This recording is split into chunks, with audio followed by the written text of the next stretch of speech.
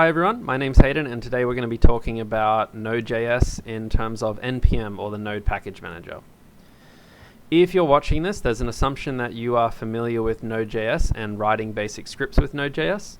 And if you're not 100% sure if you're kind of up to this stage, if you understand this basic code where we say const A equals 1, const B equals 2, and we want to console log the sum of that, and you're comfortable opening up terminal and essentially running Node on your script and getting an output, then you're ready for this lecture.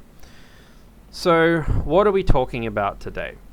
Let's start with the problem first. The problem is that when you're writing code in Node.js, while Node.js, the engine itself, is quite capable and has a number of built-in modules, a little bit like how with C programming you have stdio.h built in, or in Python you have math built in, there, like other languages, are limitations of what Node.js can do without you having to install external libraries. So a really good example is in JavaScript, you have a very controversial date object. You can create a date in JavaScript and do things with it. For instance, create a date and get an ISO string. An ISO string is essentially, an ISO string is basically a ISO timestamp of the current date. So this is the time in London right now, basically. It's 2:24 p.m. where I am right now on the 13th of September. And the date object API in JavaScript has suffered a lot of criticism over the years. For that reason, one of the most popular libraries that has been created... What is this black box? One second. Okay, black box is gone. One of the most popular alternatives is the moment library in JavaScript, in Node.js, sorry. And the moment library is essentially just a souped up version of date. It allows you to do things like manipulate time and dates into strings and other things really easily. So for instance, this code here is how we can get the moment library. This is essentially saying, this is like the Python equivalent of, import moment from moment or something like that, or import moment. We're importing something and then we're using it. In this case, we're creating a moment object, which creates a moment in time right now. And then what we're saying is we'd like to print that out in the format month, day, year. And this will print out something like June 6th, 2019. Very powerful library, but here's the thing. Watch what happens when we go to run it. When we go and run that code, we get this error. It says cannot find module moment. Now the reason that that module can't be found is because, well, it's not really installed. Like, just because we have Node.js installed doesn't mean that particular library is installed. So what we're going to do about that is use npm. And npm is the Node Package Manager to solve that problem. But before we even get there, it's not just the fact that we need to find this library and install it, it's the fact that we need to keep track of it. We need to keep track of what we've installed so that our teammates and our colleagues are able to also install this library when we start using it. So npm, or Node Package Manager, is a tool that is often installed alongside Node.js to manage these dependencies for Node.js projects. Because quite often when you're working with Node.js, you're not just writing a one-off script, you are building a project. And when we want to create one of these npm projects, it's very simple. In terminal, you basically write npm init. And when you write npm init, it asks you a bunch of questions. It asks you what's your package name, npm intro, what version. You can usually just click enter for most of these. And then it'll say, is this okay? And you just keep clicking yes.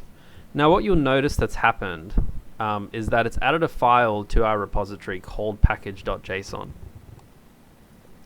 This package.json is where all the information about our npm project exists. So this package.json is an npm file. Node.js is the interpreter and npm is the package manager. And if those things are very conceptual to you, the easiest correlation is that in JavaScript, Node.js is kind of equivalent to Python 3 on command line, and npm is kind of equivalent to pip3 for those that have worked with Python. So, when you've done things like pip3 install JSON or something, this is like you using a package manager. Pip3 is a package manager. Whereas when you do something like Python 3, you're just running a command line interpreter, just like Node.js is a command line interpreter. Now, this is my NPM project. I've created it now. If I try and run my time.js script, it's still not found. So to install that, I need to run npm install and then the dependency I want to install. In this case, that dependency is called moment. This is essentially just an install script that installs dependencies, and I can run it just by typing in npm install moment. What that will do is it will go to npm's libraries up in the cloud, whoever's managing that, and it will download it and it will install it to your folder. There are two very important things that have just happened to this file that I want you to pay attention to. One is the addition of this dependencies object, because package.json is just a JSON file, and that is that we have just installed Moment version 2.28.0. The other two things you'll notice are that a package.lock has been created.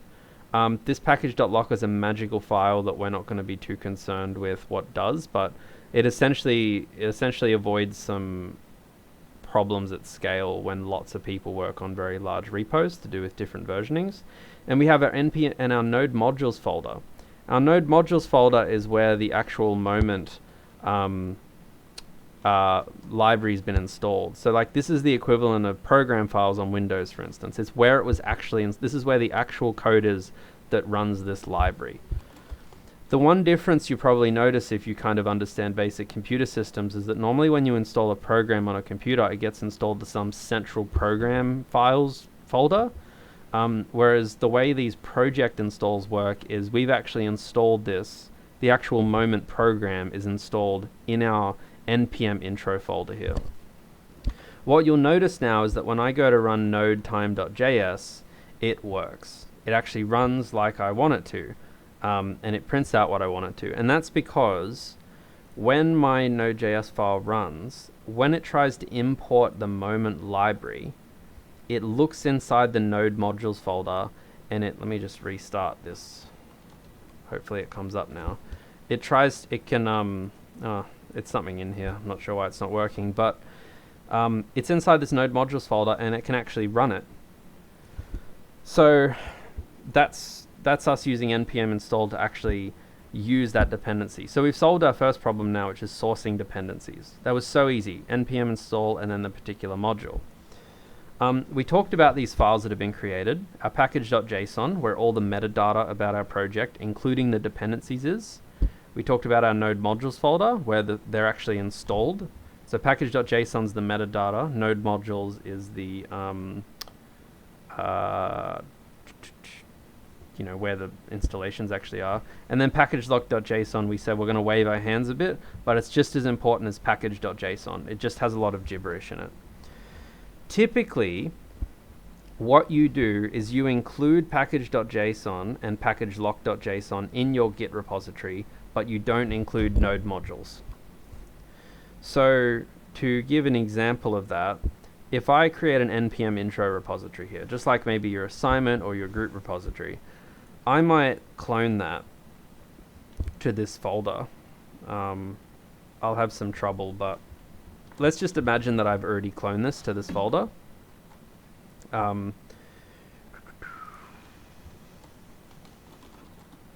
Let me just quickly, so what you would do is you would run git clone and you would clone it like this, and then you might clone it into a subfolder of some sort.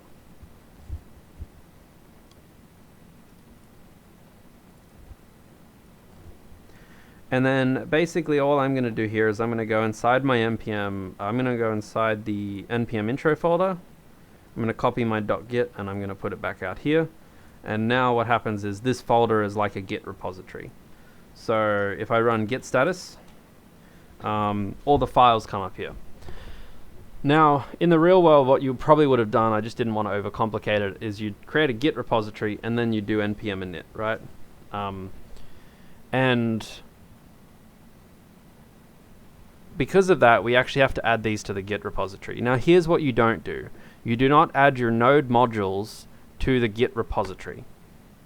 We'll talk a bit more about that in a second. Usually you get around this by Yeah, usually you get around this by including a .gitignore file. So I would essentially just make a .gitignore file, and I'd include node modules in this. And what happens is when you include node modules in a gitignore file, when you git status, it disappears. You notice how in my first git status node modules is here, but now it's not. That's because we do not want to commit that file. So I go git status. I'm going to git add all the files now because I want to include my package.json, my package lock.json, and time.js, my actual file. I add them all. I'm going to say initial commit. Then I might push it to a Git repo. In this case, we're using GitLab with UNSW. And you'll see that on my Git repo now, I have my project, which includes my package lock, my package.json, and my time.js as well. So what's useful about this is npm wasn't just helpful to find the file to install, but it now has a record of what I have installed. And I'll show you why that's useful. Let's imagine for a second that I delete this folder. Or, I mean, let's not say I delete the folder. Let's imagine that your teammate on a totally separate computer comes along and wants to start working on your project, right? I've just deleted the folder to mimic that, so apparently not.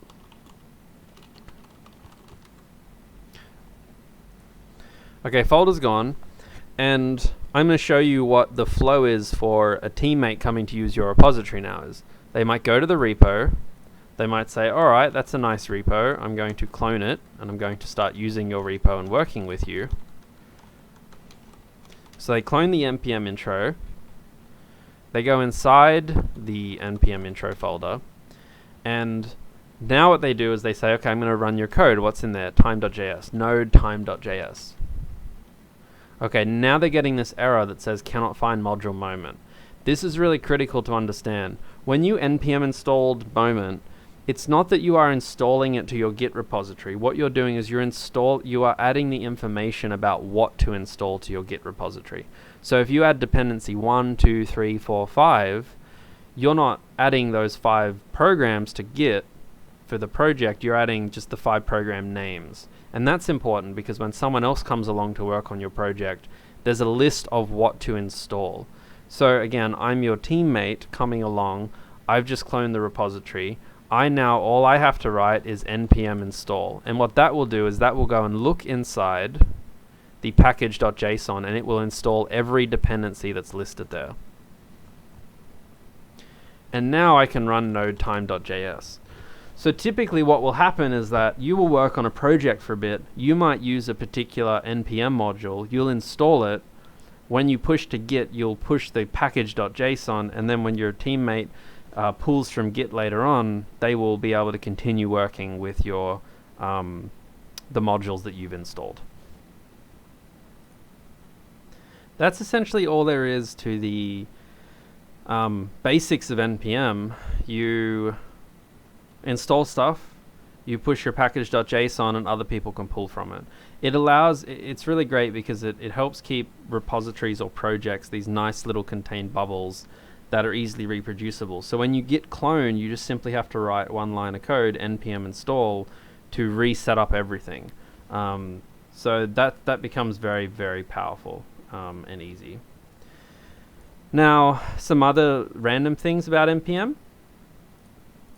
You can do global installs as well.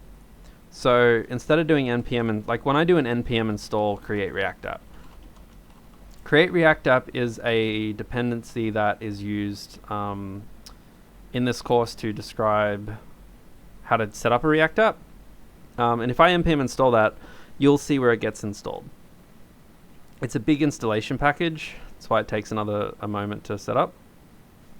You'll see that inside node modules, there's probably another folder that's been made, and notice how in my package.json, there's now a second dependency that exists. So now my project is made up of 2 dependencies. If I want to install that globally, let's say I delete it from my dependencies. Actually, you know what, let's do that on npm. I can say npm remove create React app. So this is me removing the dependency from my repository. You'll notice that it'll also remove it from our package.json. If I want to install it globally. And what I mean by globally is, let's say for a second that I'm working with dozens and dozens of projects on my computer, and I want there to be a Node.js npm module that's just accessible across my login. You know, it doesn't have to be in a particular folder. I can do a global install by adding a -g command. Typically you'll need sudo permissions for this. It'll probably fail because I'm not in an administrator panel probably. Oh, it's okay. This one was alright.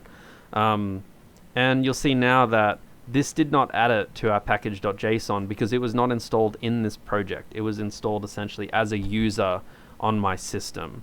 And what that means is that I can go and use it essentially in any folder.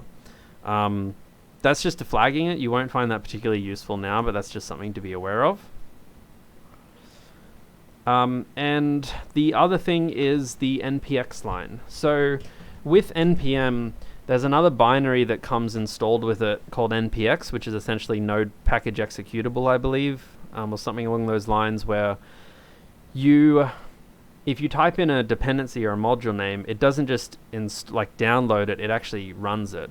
And this is very handy because sometimes there are npm modules like moment.js that are just libraries you want to use, and other times there are npm modules that are actual executables. So as you'll see in the lecture to help you get set up with React, npx is used to download the create React app dependency and then use it immediately. So if I do npx create React app, this will download it, and then here it's telling me I'm not using it correctly, but it's actually trying to run it here. So yeah, because it's essentially just a JavaScript library. Think of a bit like in C, how sometimes you have code that's just functions for someone else to use, and sometimes you have code that has a main function that when you call it, it actually does stuff itself. That's kind of like the difference. So there are some Node.js modules which are just libraries for you to use, for your programs to use, and there are some others like Create React App which can kind of be standalone programs to run, or I call them utility programs. And then lastly, this is just a comment that's really important, is that npm is not the only package manager out there. There are two other major package managers. One is called Yarn and the other one is called pnpm.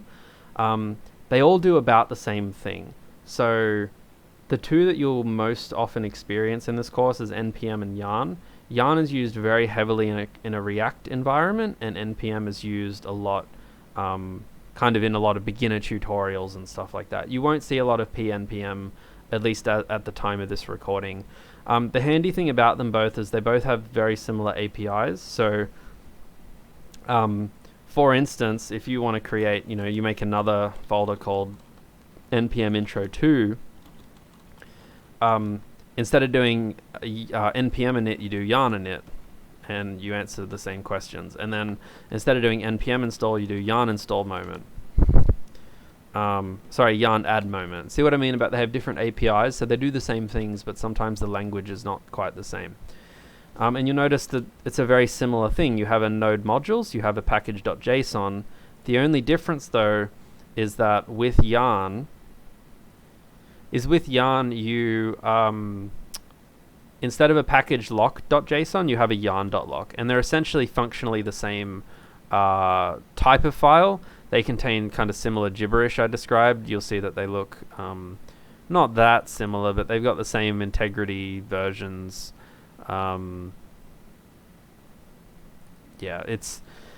They do very similar things. Yarn originally got really popular because they did this yarn.lock file, and then npm kind of caught up and did a similar thing. So the difference between them is not that dramatic. So it's not something you should stress too much about, and you should feel comfortable using both Yarn and npm because they're both used in a lot of contexts, and they're just both so similar. So hopefully that helps you get set up for this.